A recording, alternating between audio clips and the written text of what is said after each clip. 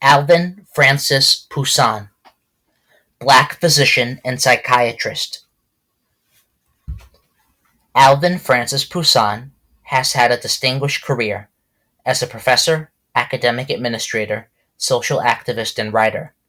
He has made important contributions to changing public perceptions about the emotional behavior and social accomplishments of blacks in the U.S.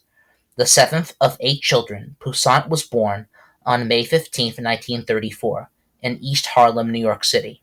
His father, Christopher, was a descendant of Haitians and worked as a printer and typographer. His mother, Harriet, stayed home and devoted herself to her children.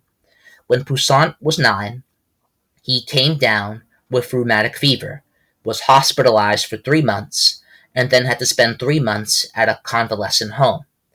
His stay in the hospital planted the seed of his future ambition to become a medical doctor. Because he was not allowed much physical activity during and after his illness, he read voraciously. He discovered that he had an aptitude for mathematics and science, and he was accepted to the highly competitive and prestigious Peter Stuyvesant High School in Manhattan. A gifted all-around student, he learned several musical instruments and won the School Literary Writing Award when he graduated in 1952. Although he was admitted to Yale, Poussaint's father wanted him to stay close to home, so he attended Columbia University in New York City, where he graduated in 1956. He was admitted to Cornell University Medical School and was the only black person in his class. He received his MD in 1960. While in medical school, he heard stories of professors who would not consider black interns to work for them. Because of these stories and many other racial situations, Poussaint grew curious about the emotional traumas that all people, black or white, suffered because of racial problems. He applied for an internship at UCLA's Neuropsychiatric Institute and was admitted. He received his master's degree from UCLA in 1964 and rose to the position of chief resident in the intern training program at his hospital in Los Angeles.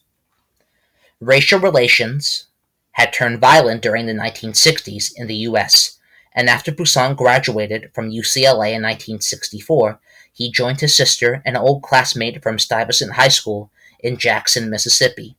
In Jackson, he worked as the director of the Medical Committee for Human Rights for the Student Nonviolent Coordinating Committee. In 1966, he took a position at Tufts University, first as a senior clinical instructor and then as an assistant professor. In 1969, he moved to Harvard Medical School as an associate dean of students and associate professor of psychiatry. In November of 1973, Poussaint married Anne Ashmore, a social worker.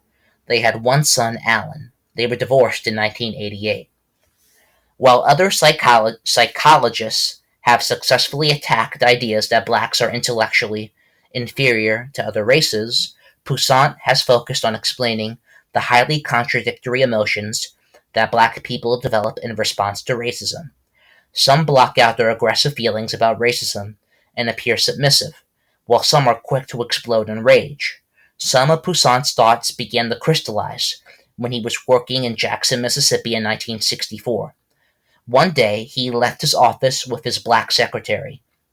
A white policeman yelled, "Hey boy," at him, and when Poussaint replied that he was no boy, he was a medical doctor named Dr. Poussaint, the policeman became threatening and ordered Poussaint to tell him his first name, aware that no Mississippi jury would convict if the policeman beat him up.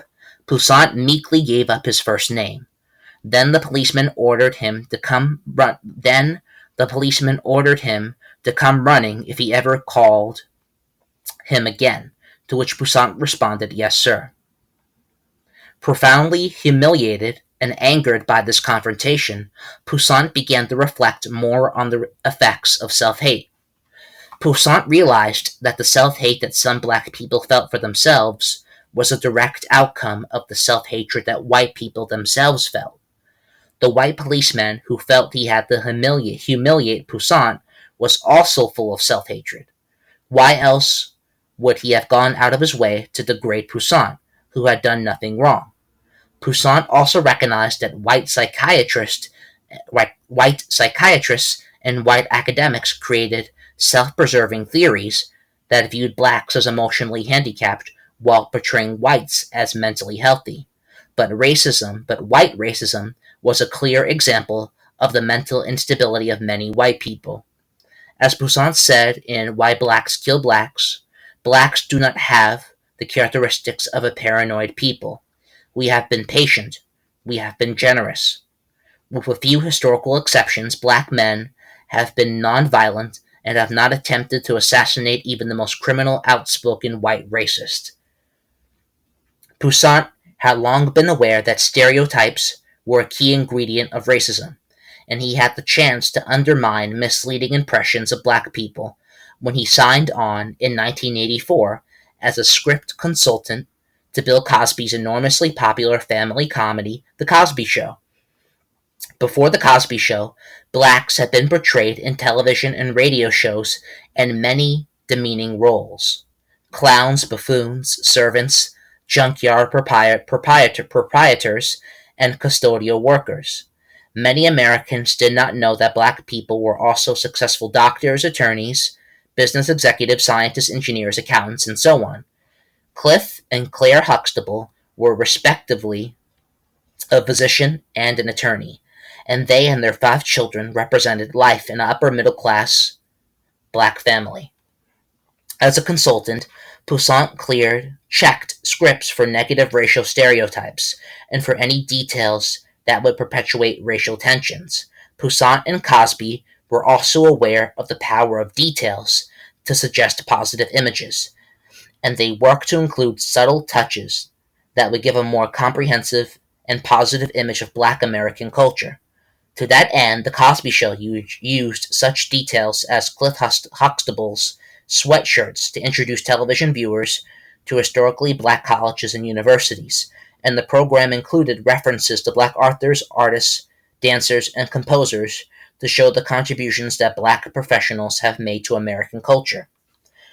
The revolution in racial perceptions created by The Cosby Show made possible such later television programs as A Different World, In Living Color, The Fresh Prince of Bel-Air, and others.